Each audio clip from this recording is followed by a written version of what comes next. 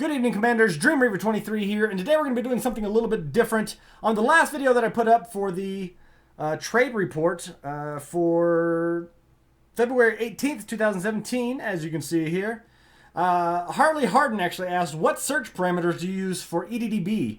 I can't ever get any loops to appear. And I've ran into this a lot. A lot of people don't really know how to use the EDDB IO. So I asked him, if you'd like, I can go through and make a video. And he said, that would be awesome. I've been playing with this thing all day and can't get it right. So there are a lot of search parameters that you want to go through and actually set up correctly. And if you don't have them set up correctly, they just will not put out any information. So I have the EDDB IO here, EDDB.io. I say that too fast all the time. Whenever I was setting up the closed captioning, it was just like, I don't know what you're saying. So if you go up here to the top right on EDDB.io, and I have this on the screen so you can see it, and actually I have it over here now so you can see I can, and I'm using it on the screen instead of doing it like I usually do on the videos. So if we go over here to trading in the top right hand corner, you do want to actually sign up for EDDB. The big thing about signing up and registering with EDDB.io, and also using like the market connector and stuff like that, it actually, with EDDB.io, it saves your last information that you put in there. So if I go to single hop trade, and I guess I should point this out. So when going to the bodies, right, or going to the trading, you actually have a couple of options here. You have single hop trade, multi-hop trade route, and then loop trade route. And then you can also find a commodity inside the systems. If you're looking for specific stuff for engineers or for a mission, that one in there will do that as well. So right now we're in single hop trade, so single route finder is what we come up to. And this is how it starts, and this is what it looks like whenever it gets set up. You have your single route settings and then station filters.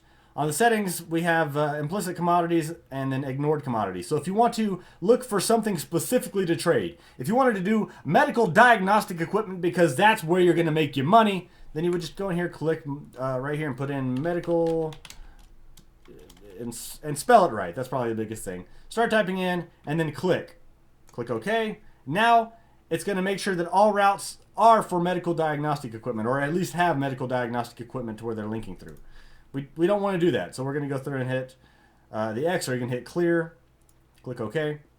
Ignored commodities. I do have friends that do not want to do slave runs. They don't want to have anything to do with slave runs because reasons. So you can go in here and you can actually type in, I don't want to take slaves or imperial slaves. Boom. And then same thing again for slaves. Boom. All right, cool. And that will make it to where none of the routes included will have slaves. Right? So clear that. We don't care for that.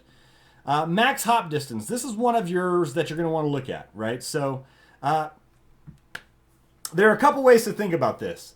If I'm in my Python, I have a 23.92 light year jump range. So I can put in max hop distance, 23 light years. I'm going to find some. That's going to be able to go through and make it to where I can make that in most situations in one jump. Sometimes you will have stars that are set in front of the other, and so you do have to make a second jump inside there. But in that same sense, if I wanted to see if there was potential for me to make a little bit more money by taking a little bit of extra time to make another jump, I could say 46, and that would change my max hop distance to 46. So one hop, 46. But hop is not necessarily a frame shift jump. Think of hop as a leg between each station. And that's probably the better way to think of it. So if you say, how many legs do I want to run? I want this to... I digress. I was going to go off on another different tangent. But so if you go through and say, from here to here, from this station to this station, that's one leg or one hop. Not from here to this system to this system to this station. That's still one hop. So you're not imagining thinking of the hops in between. You're thinking of the max hop distance. A lot of people that are trying to use this and are not getting any results is because they're going through and saying, oh, well, Leyden, I can only do 7 light years. So I put 7 light years as my max hop distance. That's not going to work for you. You're not going to pull up anything because there's not going to be very many routes that are able to utilize and make any money at all, or get that set with only having a 7 light year jump. So generally, I keep it around 23. I think you can find a lot of good system hops, system trades and stuff like that. Usually about 17 to 20 light years. And so we're going to keep it at 23 on there. Minimum supply, minimum demand, and max price, age, all this other good stuff down here. So minimum supply, this right here is going to be the minimum supply on the system where you're buying the commodities from, right? So how much supply of a buy commodity should have a station have? So if you are looking at rare goods, a lot of times rare goods have 3 or 4, right? Is it going to be beneficial for me in my ship that has 260 or 224 or 300, capacity cargo to go to a station and pick up 3 of something that I'll be able to make like 2,000 credits off of or 3,000 credits off of a piece, 100 light years away? No, because that's 100 light years for 3 things that I might get. Even if you get like 15,000, that's 45,000 credits that you're making off 100 light years of jumping. It doesn't make sense for that. Now, if you're in a small, I won't say starter ship, a smaller scale ship, compact build, that's a good word for it, then, and you don't have a lot of cargo supply, then that might be a way for you to make money until you can earn something to get more into the trade routes. I typically go through and put a minimum supply of about 2,000 or 3,000. On here, you can put up however much you want to on here. This right now is set at 10,000. So this is basically saying I want something that has lots of capacity on there. But if you were honest, most times if you're going to go through and basically you want to have about 5 times the amount of storage capacity that you have on your ship. So if you have 200 storage capacity, you could get away with going through and putting in 1,000. That's going to make it to where you can do 5 trips of that. And if you're going to go through and earn quite a bit of revenue off of that, then that works out pretty well.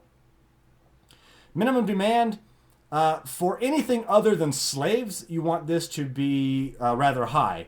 Slaves, there's never a demand for slaves or imperial slaves in the systems because they just buy them. Like it's the galactic average versus how much a buying where you would buy from has stock of. And some of these have like hundreds of thousands of slaves and imperial slaves. And I'm like, where are you storing them at on this platform out in the middle of nowhere? There's no space for it. Max price age. This one is important. If you put it at 0, it's going to be any price age.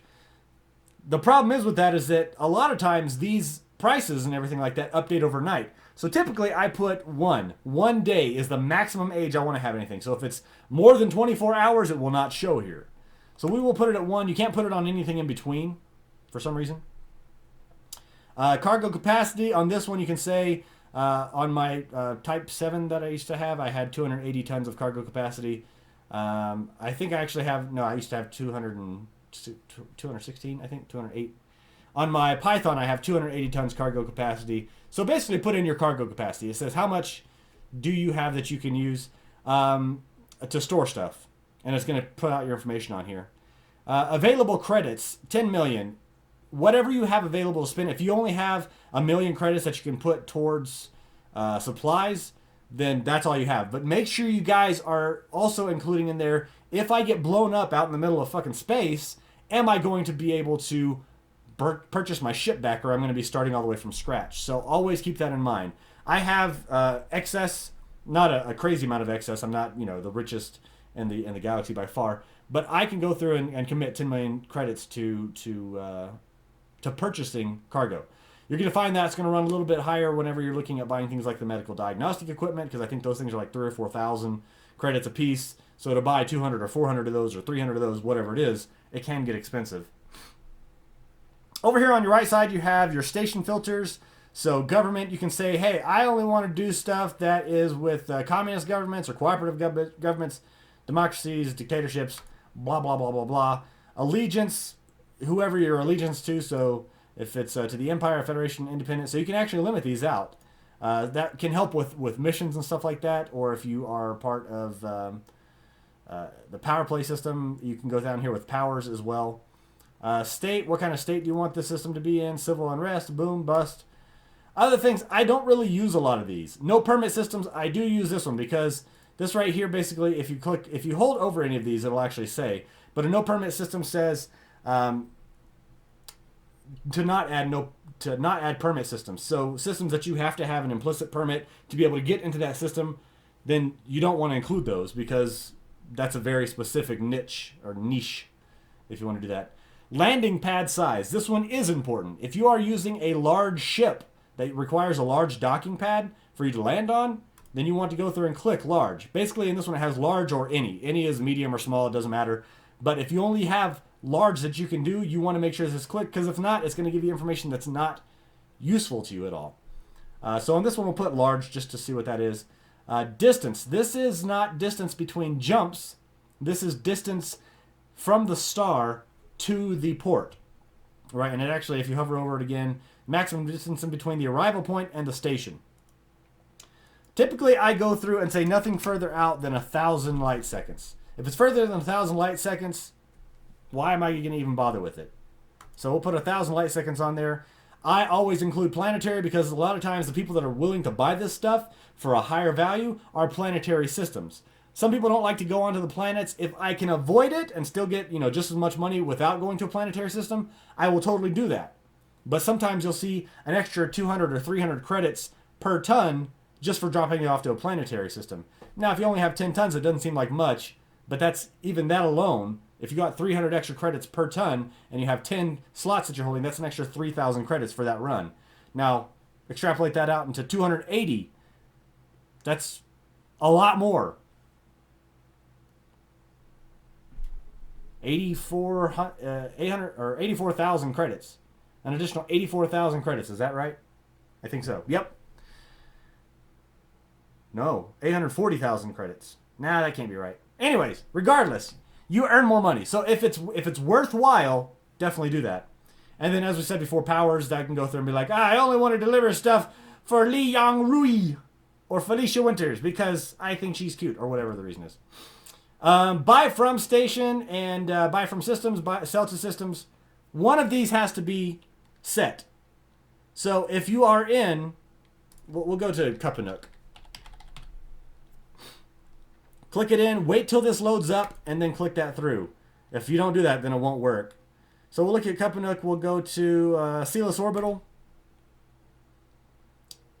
Or you can say, and this is, I'm buying from Cuppanook Celis Orbital because I'm there and I know that there's stuff. Great. You can find routes, and we'll see if there actually is anything on here. And there is. So this will give us options. This will say buy from Celis Orbital. And the reason why I picked that one is because that Celis Orbital is only 14 light seconds in from the system. And go out to Keep in Nidus. That's a pretty good run right there. So this right here will tell you your profit, the amount of credits per ton in the profit, and it's ranked from highest profit down. So you'll start seeing this drop down as we scroll down here. But in that same sense, if you wanted to swap and you wanted to sell to Cuppanook, and to Celis Orbital specifically, you can say, where can I buy from and drop it off to Celis Orbital? Well, let's find routes. Okay, so this one is from Yang Hub and Ross 129, and it's selling back, buying from Yang Hub and selling it to Celis Orbital. 374 credits per ton. That's not very great. So this is your first session, I guess, on how to use the EDDB.io single route finder, and this helps if you want to stay stationed around a certain spot. Say you're waiting at that spot for your friend and you're like, well, I'm here, I'm going to sell some shit. Cool, awesome. You use this side. You'll use this side. And that concludes our single route finder section. Now, the ones that I use for setting up the trade report, the Elite Dangerous trade report, is multi-hop trade tool and the loop trade tool. Loop route trade tool, yeah. So with the multi-hop trade tool, it works very similarly, but you don't fill out the same information as well, or as easy. So implicit commodities, and there's different ways to use this, and I use it different than the way it kind of sets out, but I'll explain everything out to you. So everything up here is pretty much the same, except for on this one you have max hop distance. And it goes out further because I think the last one was like 60 or something like that it could go out to. This one is 150 max. Again, we will go through and say 23 light years is the max hop that I want to put through. So boom. Hop count. You go up to 6, a minimum of 1. So you can do only 1 hop or up to 6. I put it up to 6 because I'm just looking, I'm scanning to see where's the best money to be made. Avoid loops, so I don't want it to loop. With this route, if I want to look up trade loops, I look up trade loops. With this one, I don't want to set any routes or any loops to go through. Give me just a few seconds, guys. Apologies about that. So I avoid loops because, like I said, I don't want them to interfere with this part on here. Fuzzy mode. Fuzzy mode is a little bit different. Fuzzy mode actually adds randomness, which can increase or decrease the profits that come through. Typically, you won't see it as a decrease, but I'll just go through and throw some random parameters inside there. And so a lot of times I'll use that and have that on just to go through and see if there's anything that I might not usually catch with the other setup on here. Cargo capacity, I have this cargo capacity set out for basically a maxed out Type 9, 496 tons maxed out for trade. And then same thing with available credits, 10 million. I could probably bump this up to 20 million just to go through and make sure that I have coverage for everything. Doesn't matter too much on there. Max price age, the same thing. We do 1 day. Landing pad size, because typically I'm looking to go through, if you're flying a small ship or a medium ship for cargo, you can still run onto the large landing size. So I try to look for the large ones, and then afterwards I'll see if there's anything else that might be out there for specifically for a medium-sized ship. If you're using a medium-sized ship, then just put it on any, right? Just click that, it'll go to any, no problems there. Include planetary for the same reasons as I said earlier. A lot of times these places are going to be willing to buy at a higher price on planetary systems, and that's all I worry about on here. Now, the origin system, I do try from a couple different spots in the system, inside the bubble, from inside the bubble, but it doesn't have to be anything specifically, because eventually, if you go out and spread it out for long enough, it will just kind of start coming back around. And you start seeing the same names through there. But Kapanook will just have it from right there. Trade system, the target system, I'm not looking at trying to make my way towards anything. And then find trade routes. No hops could be found. Please weaken your filter or try to enable fuzzy mode. So if we take off large. So basically that was telling me that there's no systems that we're able to find stuff that matches kind of all of our different parameters up here that we're only within those parameters. Now, take that back again, and if we go back and put the landing size on, it's going to come through and say, couldn't find anything, but if we increase this out and to double the maximum light, jump range or whatever, or just increase it. So let's say that a Type 9 fully decked out with a engineered increased jump range frameshift drive could get, I want to say that you can get, 28, 29 max? So let's say 29 from 23. Now let's see if that changes anything. So find trade routes. Still nothing. What does it take to increase that? Let's go to 40. And there we start to pull up some. So changing some of your parameters and tweaking them can make those differences. So this one right here says 33.11 light years between Vonneberg Terminal to Heisenberg Gateway, and that'll give 910,000 credits. So you look at the unit profit and then the overall profit. The unit profit is going to be what applies to you. The overall profit is taking that 1,836 credits times 496 tons. And then you just kind of scroll down.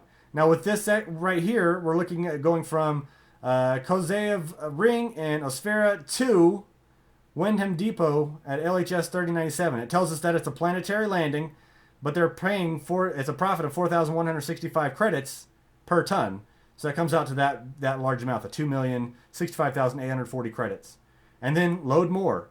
Now, what you do on here is you look for those big ones. You look for those big ones to come through, and they say, okay, well, there's a 22 light year jump range right there. Now, the reason why this one didn't show before is because you're telling it to start out at Kapanook and go out anywhere further. So scroll down. Look, here's another one right here. So this is from McMullen Ring, I'm sorry. And Melissa, 34.8 light years to Bacon Survey in Noatisha. And that's, 4,157 credits. And you just kind of keep scrolling down. So you kind of pinpoint these ones out. And the other thing that you want to look at is to make sure, like, this one's 9 years old and 3 years old. So these prices are pretty updated. So within 9 hours, this trade is up there. So that means it's still probably available, especially since there's supply of 4,649 of them.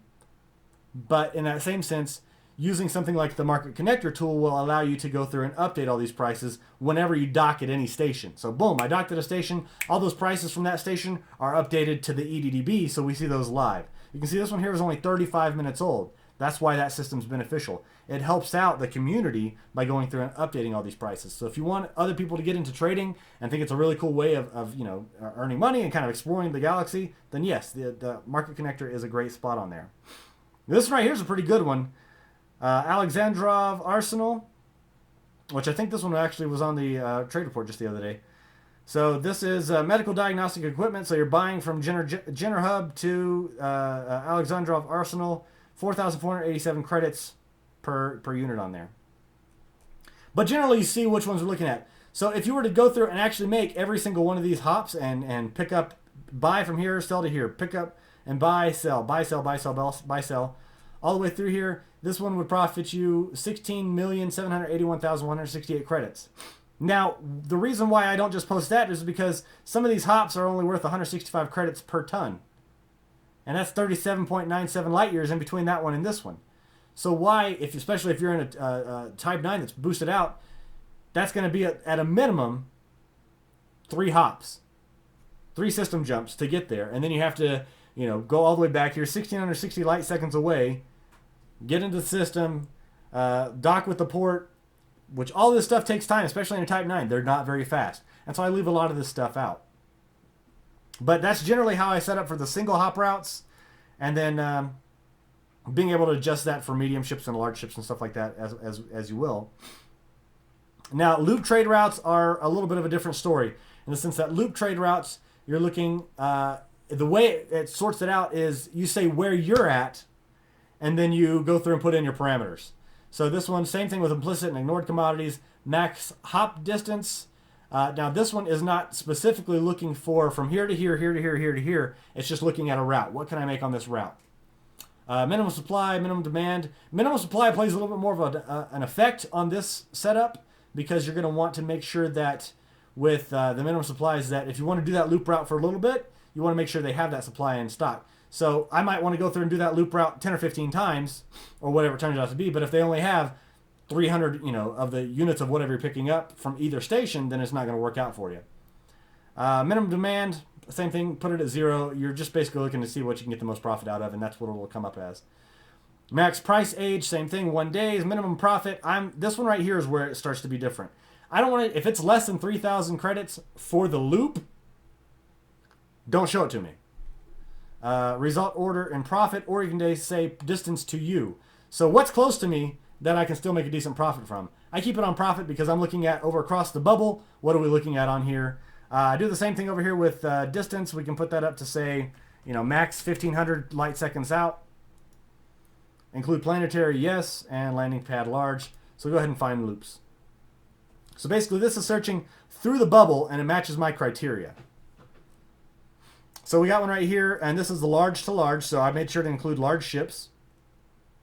This is going from Hook Terminal to Canwar Dock. This is only 8.39 light years for the jump in between, so you can easily make it, even in an unmodified Type 9 frame shift drive and stuff like that, as long as it's of the higher order. You should be able to still make this in one jump. That's really good because it saves you a lot of time in between the systems.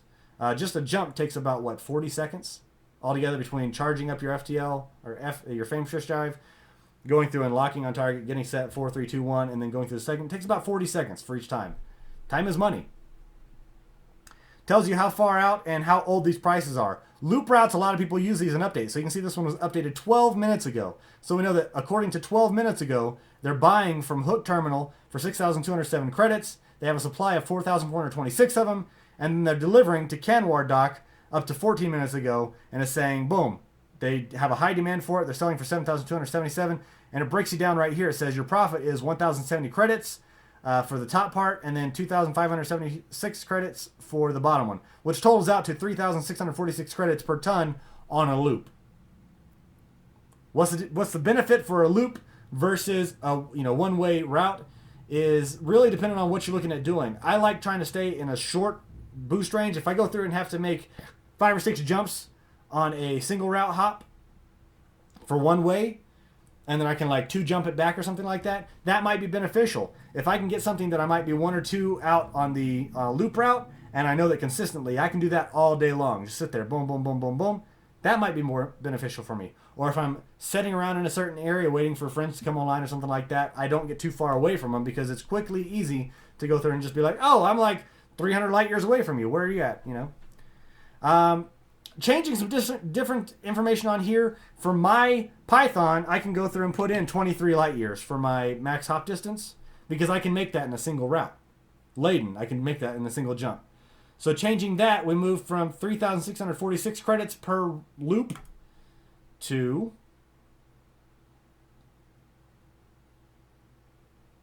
3,961 credits. Doesn't seem like much of a difference, but in that same sense, this is only 17.96 light years. If I wanted to make it to where possibly something to do 2 jumps, I can go through and be like, all right, cool, let's do 46 and see if we can find anything on here. Now, keep in mind, this is for a large landing pad, so having the Python, I could use a medium as well. So it's not going to automatically say whatever, you know, he said 46 light years. You're going to see what's the highest profit and the distance in it right there. So this one's 40.52 light years. That's 4,554 or 544 credits. That's where you start seeing some of your big benefits and stuff like that. Now, if we switch this to any, and I put it back down to 23, so that for my Python, if it was looking for my specific criteria, what I was looking for in here, I would say any landing size in 23 light years, because that's the most that I can do in one jump. So for me, and for anybody else with a medium-sized ship that could jump up to 23 light years laden, we can get a 4,614 credit loop off of 22.43 light years. And you can see these sets. So that is how I find mine whenever I'm playing, or when I find mine also for the trade report. And I hope that information helps you. I know this was a little bit longer of a video. I do apologize for those that like just a short video. Just get to the information. I do ramble a little bit. But in that sense, I find that the rambling a lot of times helps people fully understand why I do it, instead of just me telling you, do this, this, this, this, and this, and then you'll get results.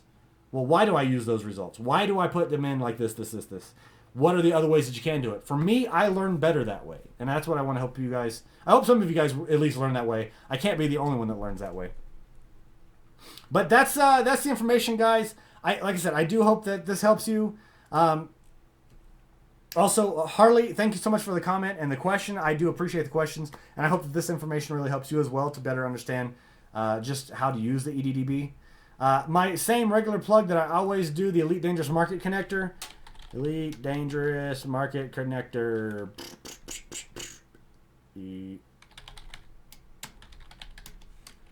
Make sure you guys head over to here. It's on a GitHub. Type Elite Dangerous Market Connector into Google. It'll pop up here on the GitHub.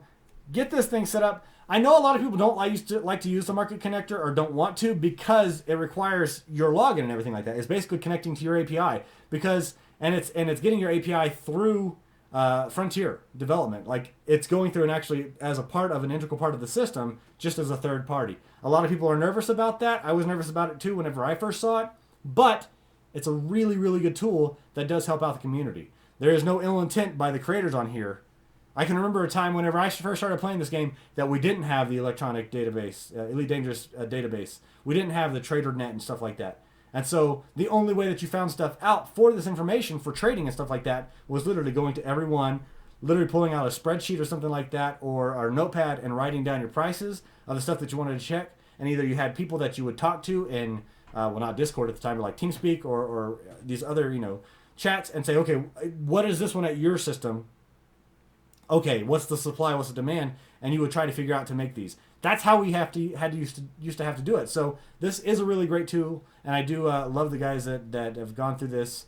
Jonathan Harris apparently edited this page 15 days ago, but it's an incredible tool. This is what it looks like whenever it's on your system. It just pops up as an overlay, and so every time you dock at a station, it goes through and uploads those pricings and the supplies and everything like that to that system.